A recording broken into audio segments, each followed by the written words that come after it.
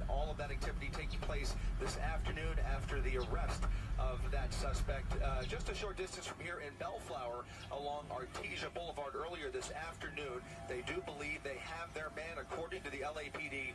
He was arrested earlier here in conjunction with or cooperation between the LAPD and the Sheriff's Department here. So we'll keep our eyes trained on the back door here. Eric Holder, a brother from Nipsey's hood, a brother from that community who knew Nipsey and Nipsey knew him. That brother literally hurt the very person that God sent to help people just like him. We cut our nose off despite our face too often in our communities, and it's exhausting. It's very exhausting. It's sad, all right? And it really makes you question whether or not we need to be frontline in our communities at all, because it seems like when you make it, especially when you make it in some form of entertainment or athletics or anything that gives you some sort of celebrity or fame, you become a target, all right? Eric Holder is just the latest in a line of hurt people who hurt people, okay? A lot of brothers are simply in pain, and they just keep redistributing that pain to people who look just like them. But Eric Holder... They woke me up this morning with some news you hear me. I ain't really care for. I ain't believe it when I first heard it. I had to call my right hand man. Hey, that's true? He said, that's true. He said, hey,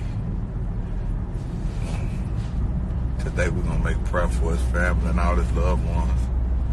You know, from Allah we come, to Allah we must return. I mean, I don't know the hour. I don't know when I'm going to leave. You know what I'm saying? I don't know. But I just fear God and I love God and I serve God. I pray I have a long life and I get to enjoy it with my children. But, you know, you never know. You know what I'm saying? You never know when your creator could call you home. Something to think about. Dude's a good dude. All he ever did, from what I seen, was he loved his community and wanted to see everybody win. Real street nigga, man. Real nigga. Yo, what's up, everybody? Yo, so I just seen what happened with the whole Nipsey Hussle thing, man. It's just sad. It's really just sad. Cause it's like, how can someone like, bro, just out here the other day in the interview giving motivation to everybody how you gotta, stay out the streets, you feel me? Keep your head up, like, don't do none of that gang shit and all that. Nah, you feel me? 2 days later, like, you know? That shit crazy, dawg. You could be here one day and be gone the next, like, fuck. Fucked up world, man. It's a fucked up world. Good person too, man. Real good peoples. For sure. Shit crazy, man. This gun violence shit gotta stop. This shit ain't cool. At all. Let's do it. Before we got on the stage, we got wind that our brother, our warrior, our soldier, Nipsey Hussle passed away. So we want to take this time out, truly, to give a moment of silence. Can we do that? Yes. Repeat after me. We love you, Nipsey. We love you, Nipsey. Over here driving down Slauson, man. Driving down Slauson, 4 in the morning, man. Cause I can't sleep behind what happened to Nip, man. Why niggas do the homie like that, man? At his own motherfucking stop. In his own fucking hood, man. Just try to do good for niggas, man. Shit crazy, man. I can't even fucking sleep, man. I'm disgusted by this shit. That's how y'all do the homie? In his own city, in his own hood, at his own place of business. That's how niggas do niggas, man. LA on some bullshit, homie, on me. By his merch table. Nigga be living, you'll pass right by his merch table and won't buy a t-shirt. But let him die and they have that R.I.P. face on that motherfucker. You know why? Cause you won't be seen wearing that motherfucker. You want motherfuckers to see you wearing that motherfucker. You trying to get support off his death. But you wouldn't support him while he was here. Nigga, bitch. Hey, you'll pass right by his merch table. You'll pass right by him selling CDs outside the club. Nigga, I got, man, give me $10 for my CD. You'll pass right by him and won't give him $10. But let him die in that RIP shirt. You'll cop that bitch. You know what I noticed? That keeping it real might be wrong. You know what I'm saying? Everybody always say, you know, you make money, you leave your hood, you come back to the hood, you invest in the hood, you know what I'm saying? Put your homies on, you do everything right. Keeping it real. Well, that's exactly what Nipsey did. Nipsey went, he left the hood, came back. He didn't build a store in Beverly Hills, in Malibu, or anything like that. He built a store in his hood and kept it real, had his niggas around, had his people around. And guess what? Keeping it real got him. This is crazy. I bet it was somebody who looked just like him who did it. This guy played the game right. He did everything right. There was nothing. You never heard of him snitching. You never heard of him being a sucker. You never heard of him doing no bullshit. He played the game right. And where is he at?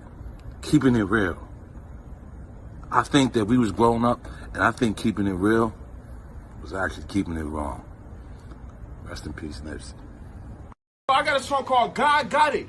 God Got It. I wrote it, man, you my inspiration. When I heard Bigger Than Life, I ain't worried about it. I know you feel me?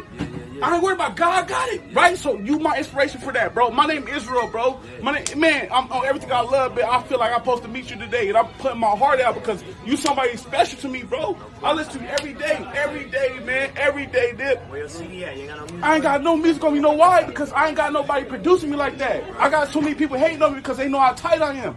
Can I just spit it for you, please? All right? I ain't worried, God got it. I ain't worried, God got it. I ain't tripping, God got it. I ain't worried, God got it. I ain't tripping, God got it. I ain't worried, God got it. I ain't tripping, God got it. I ain't worried, God got it. I ain't tripping, God got it. Hey, God got it. So how I process by gaining knowledge. The Lord opened up the door so you can't knock it. I know the devil want to blind me, but I'm still watching. He just hating because I'm blessed and it's not stopping. So just face it.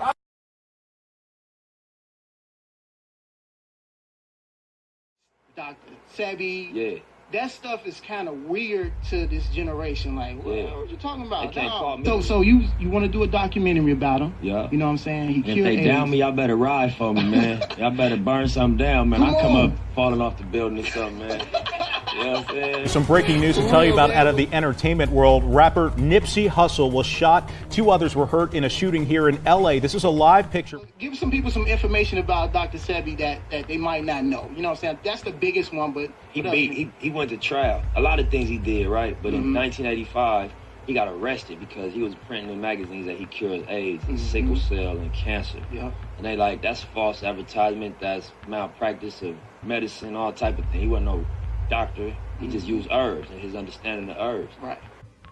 Somebody threw a rock on my window. It's Randy Jackson. What did you want?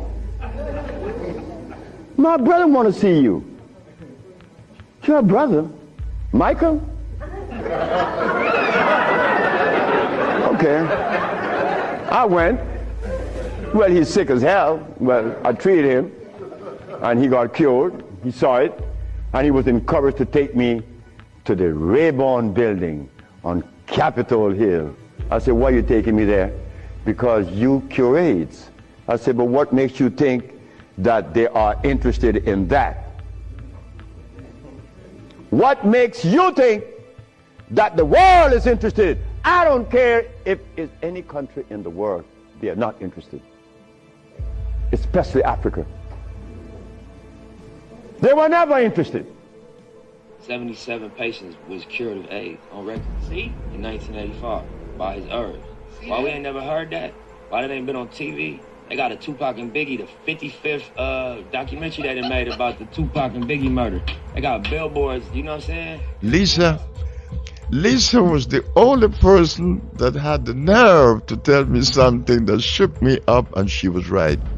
Lisa came to me for healing, like Michael Jackson did, and they both received what I had to offer, and they were quite satisfied. He was about 74. Oh, y'all interviewed him? Yeah, we interviewed him twice. Damn. Not here, but when I was on the other show. He was able to jump from the floor up here on his knees. At 70-something. On his knees. Yeah. And jump back down and no problems, nothing like that. Why you think they killed him? Why do they kill all holistic doctors? Messing up the medical industry. You short-stopping that grind. Why do niggas get killed for hustling in front of a nigga spot? You short-stopping the grind. And these niggas, they check is billions. You got niggas that get flipped for a couple $100,000. So you playing with some pharmaceutical money, you know? And what's crazy, I'm working on doing a documentary on the trial in 1985 when Dr. SEBI went to trial against New York. Right. Because he put in the newspaper he cured AIDS. Yeah. Did he beat the case. And he went to federal court the next day and beat that case on record. Yep. And nobody talk about it. And the feds indicted him. And he went to trial against the feds and won. You know what I mean? And the judge even said like, oh yeah, you know, my whole life I wanted to change the world. But I just ended up being a judge. But today I'm gonna find you not guilty and change the world. That was her statement at the end of the whole trial. By finding him not guilty, she gets to impact the world. And yeah, we ain't never heard that story. You gotta search for that. Yeah. So, you know, I'm in a position I can produce content. You know, that's a real interesting story. If I didn't know nothing about nothing, I ain't gotta be a vegetarian to appreciate that. Or a health nut. No disrespect to nobody, what I mean when I say that. To appreciate that, man, that's interesting. You know, who is this dude? Let me research. And after that, they'll go into everything he's done, you know, figure out exactly how powerful dude was and why he ended up mysteriously dying in jail recently. Saying he If killed they AIDS. down me, y'all better ride for me, man. Y'all better burn something down, man. I come up falling off the building or something, man. Said it's just like everything else. Africa was full of natural resources. What they do? All the diamonds, they came and got it. All the gold, they came and got it. All the niggas, they came and got us. You know what I mean? It's the continent is raped of all its resources. So, you know what I mean? I guess the word they call it is colonialism. When they come and colonize your land and take the resources. That nigga just thought you was a regular gangbanger. Yeah, you know, like I said, using words like that. Yeah, I'm just, you know, we said it earlier. Like I educated myself. At one point I was ignorant and lost, but like you got to know yourself before you do anything. Before you can make a record. Before you can have an opinion, you got to know yourself. My favorite thing about you. That's a long list, you know what I'm saying? The favorite one, though, I would say my spirit.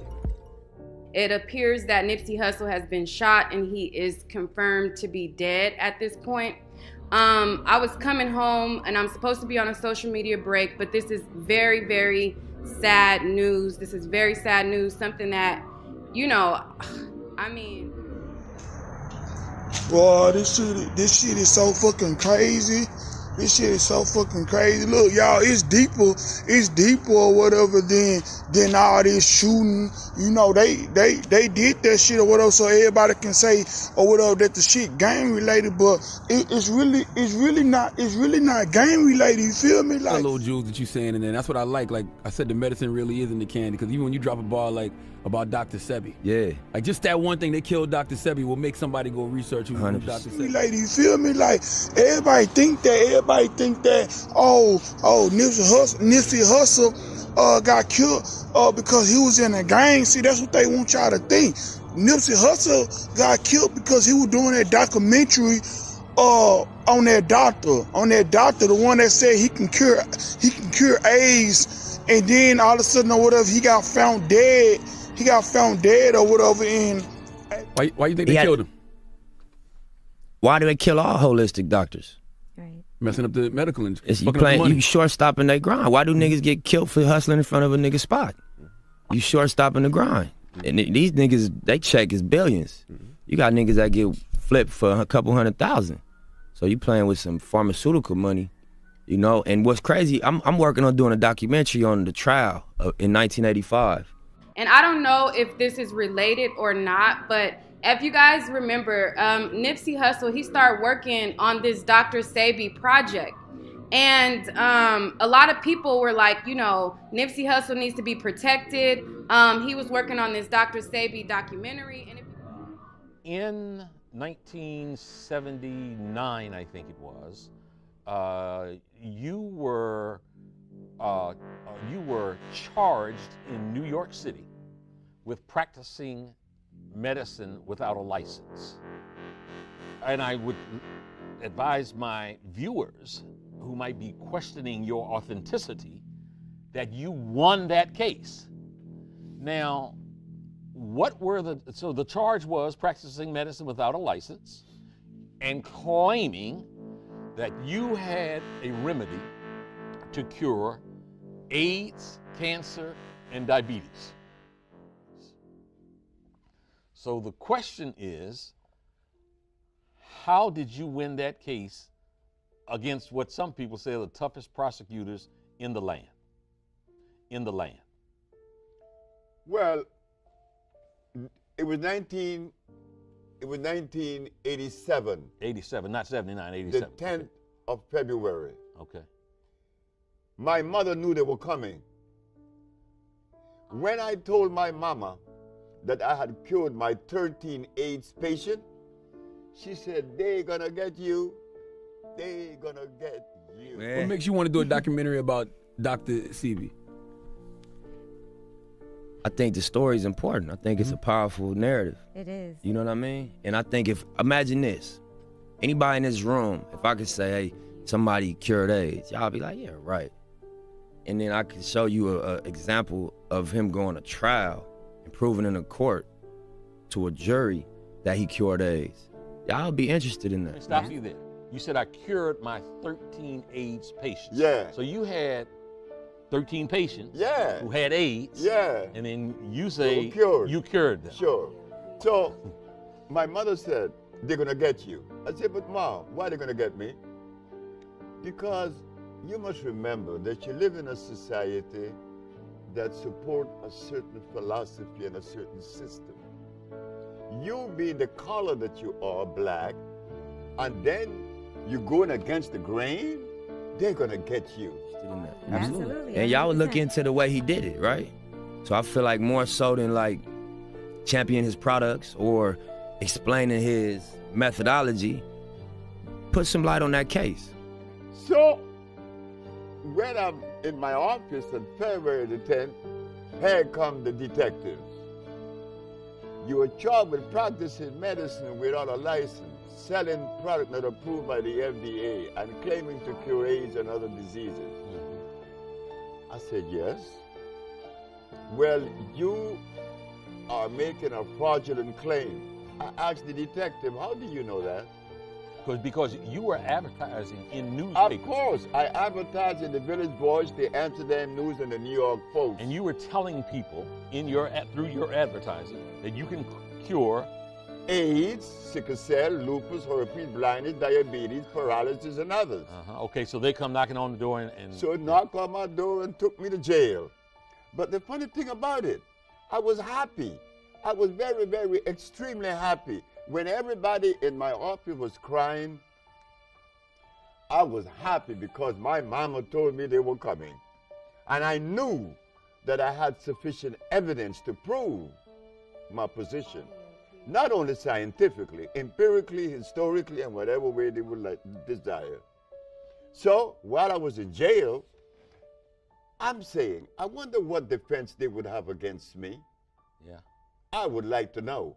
But I didn't blame the Attorney General, Mr. Robert Abrams, because why should he accept from me the statement that I cure AIDS and sickle cell and blindness when no one else has ever made those claims? The man had a right to arrest me, but he was making a mistake. So I'm sitting in jail, and I'm happy. When I got out of jail and when I went in front of the judge, I asked 3 questions. And they were? They were, Your Honor. You defended yourself? Of course I did. Okay. Your Honor, is it a fact that the Holy Bible teaches that the herbs are for the healing of the nations? She said, yes. Is it a fact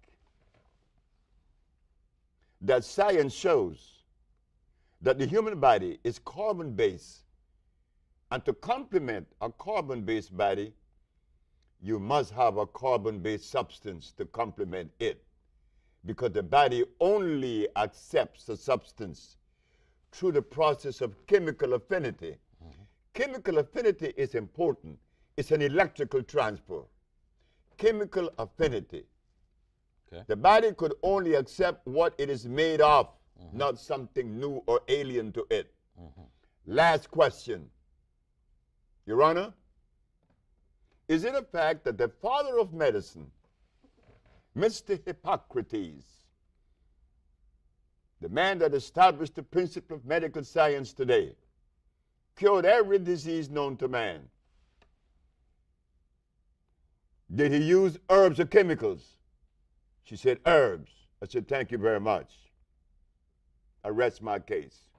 Okay, go ahead. So I understood that the state were unprepared to defend itself. Mm-hmm.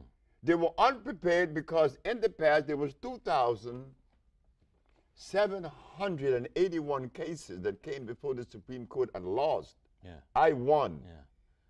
Not only did I prove scientifically, but I had the diagnostic sheets, and I do have them today. And those diagnostic sheets didn't come from me. They came from their school, their American accredited, medical accredited school. Did I read it correctly where there was some requirement for you to actually bring patients, a patient into court from each of those maladies, and that you brought multiple patients in court who, one, testified themselves, and that you had medical records, one showing that they were victims of the disease, and then showing that it had been cured by one doctor, and then a second doctor verifying what the first doctor had said? Yes.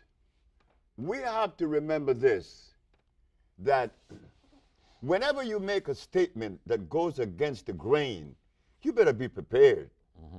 You better be prepared. The judge said that I had to bring one of every patient that I had cured, and there was one that said others.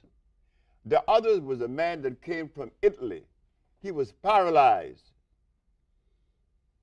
But I was supposed to take 9. I took 77. Nigga know it's bracket, nigga. Fuck this Hustle, nigga. Shot that dumb boy, nigga. But yeah, I'm not nigga. Nothing about their homies fool, no cat fool. That ain't nothing to play about. Nigga, I'm not playing about none of that shit, nigga. I seen him in front of All Money Inn store, nigga. Seen him with his daughter, nigga. I shot him, nigga. I was like, hey, where you from? He was like, I'm from 60. I said, all right, nigga, GBO, shot him, nigga. Got loose, nigga. I'm on the E-way right now doing the dash, nigga. I got away from the crime scene, nigga. Bro, so you telling me and everybody else on this motherfucking ride that you shot Nipsey Hussle? I shot Nipsey Hussle. Gas to McWinnie. I shot Nipsey Hussle. Come get me, nigga. I shot him. Bro, you did not shoot Nipsey, fool. I did on me. Any nigga that shot somebody, bro, they not gonna be, nigga, they not gonna get on Instagram and tell us that they shot him. Like, I don't care, fool. It's too many witnesses. Everybody already know I shot him, fool. Like, the police can already come and get me, fool. I don't care. What's my favorite thing about you? That's a long list, you know what I'm saying? The favorite one, though, I would say my spirit. It appears that Nipsey Hussle has been shot and he is confirmed to be dead at this point. I was coming home and I'm supposed to be on a social media break, but this is very, very sad news. This is very sad news, something that, you know, I mean. Boy, this shit is so fucking crazy. This shit is so fucking crazy. Look, y'all, it's deeper or whatever than all this shooting. You know, they did that shit or whatever, so everybody can say or whatever that the shit gang related, but it's really not gang related. You feel me? Like that little jewels that you saying, and then that's what I like. Like I said, the medicine really is in the candy, because even when you drop a bar like about Dr. Sebi, yeah, like just that one thing, they killed Dr. Sebi, will make somebody go research who Dr. Sebi. Lady, you feel me? Like everybody think that Nipsey Hussle got killed because he was in a gang. See, that's what they want y'all to think. Nipsey Hussle got killed because he was doing that documentary on that doctor, the one that said he can cure AIDS, and then all of a sudden or whatever he got found dead. He got found dead or whatever. And why you think they killed him? Why do they kill all holistic doctors? messing up the medical industry. You playing, you shortstopping their grind. Why do niggas get killed for hustling in front of a nigga spot? You shortstopping the grind. And these niggas, they check is billions. You got niggas that get flipped for a couple $100,000. So you playing with some pharmaceutical money, you know? And what's crazy, I'm working on doing a documentary on the trial in 1985. And I don't know if this is related or not, but if you guys remember, Nipsey Hussle, he started working on this Dr. SEBI project. And a lot of people were like, you know, Nipsey Hussle needs to be protected. He was working on this Dr. SEBI documentary. And in 1979, I think it was, you were charged in New York City with practicing medicine without a license. And I would advise my viewers who might be questioning your authenticity that you won that case. Now, so the charge was practicing medicine without a license and claiming that you had a remedy to cure AIDS, cancer, and diabetes. So the question is, how did you win that case against what some people say are the toughest prosecutors in the land? Well, it was 1987. 87, not 79, 87. The 10th of February. Okay. My mother knew they were coming. When I told my mama that I had cured my 13 AIDS patient, she said, "They gonna get you. They gonna get you." Man. What makes you want to do a documentary about Dr. SEBI? I think the story is important. I think it's a powerful narrative. It is. You know what I mean? And I think imagine this, anybody in this room, if I could say, hey, somebody cured AIDS, y'all be like, yeah, right. And then I could show you an example of him going to trial and proving in a court to a jury that he cured AIDS. Y'all be interested in that. Let me stop you there. You said I cured my 13 AIDS patients. Yeah. So you had 13 patients who had AIDS. Yeah. And then you say you cured them. Sure. So my mother said, "They're gonna get you." I said, "But Mom, why are they gonna get me?" Because you must remember that you live in a society that support a certain philosophy and a certain system. You being the color that you are, black, and then you going against the grain, they're gonna get you. Absolutely. And y'all would look into the way he did it, right? So I feel like more so than like championing his products or explaining his methodology, put some light on that case. So when I'm in my office on February the 10th, here come the detectives. You are charged with practicing medicine without a license, selling product not approved by the FDA, and claiming to cure AIDS and other diseases. I said, yes. Well, you are making a fraudulent claim. I asked the detective, how do you know that? Because you were advertising in newspapers. Of course, I advertised